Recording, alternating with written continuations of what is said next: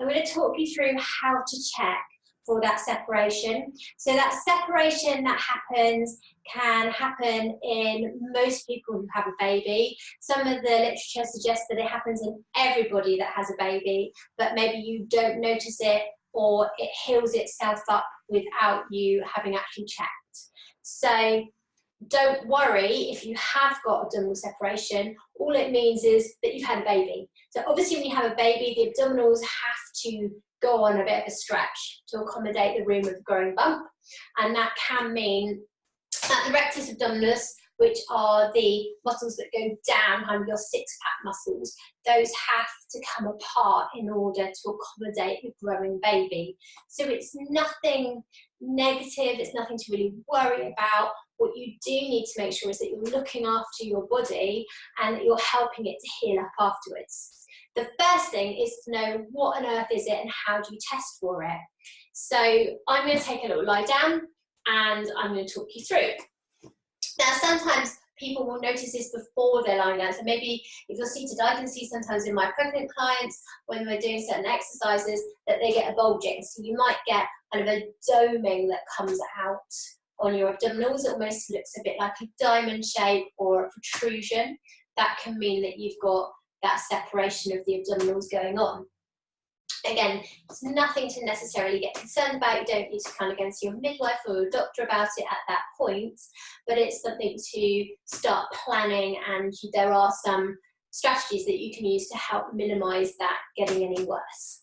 So taking a lie down, first thing you want to do is find your tummy. I'm just wriggle myself down the tight bit here. So here is my tummy. And then you want to be thinking about the length, and you want to be thinking about width, and you want to be thinking about depth. So I'm just going to, I've got two fingers here. I'm just going to take them just above my belly button.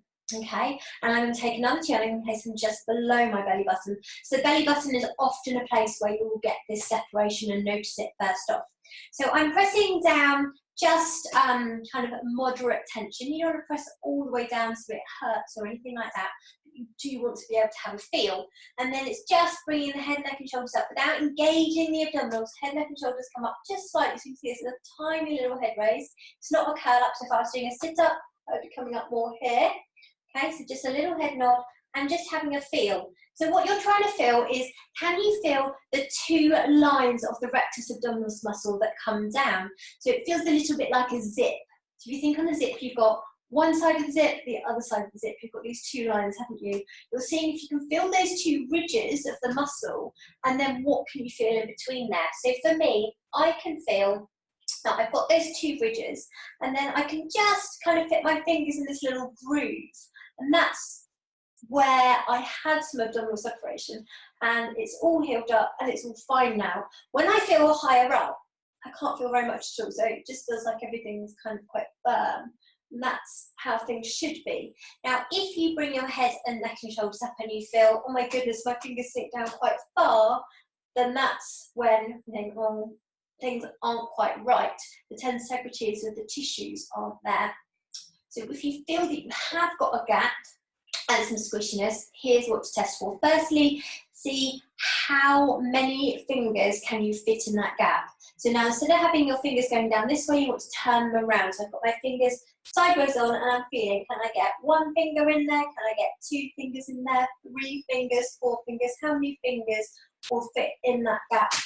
So I'm going now this way. So I'll be feeling down here. Okay, so how many fingers? And that's how many centimetres you've got. So 1 finger would be your 1 centimetre separation. 3 fingers would be your 3 centimetre separation. Then you want to be thinking about how long is this gap. So, and where is it? So is it below the belly button? Is it above the belly button? Is it much higher? So having a good feel all the way around. Remember, you'll be doing this lying down and taking these little checks. So have a little rest each time you do a check, but coming up, having a feel, coming up, having a feel. You're just having a really good feel, and it's good to get connected in with this area and think, how does it feel? How should it feel? What is my tummy actually like? What do my abdominals do? Then you want to be thinking about the tension that's there. So how far do your fingers go down? How squishy is it? So give it a mark out of 10.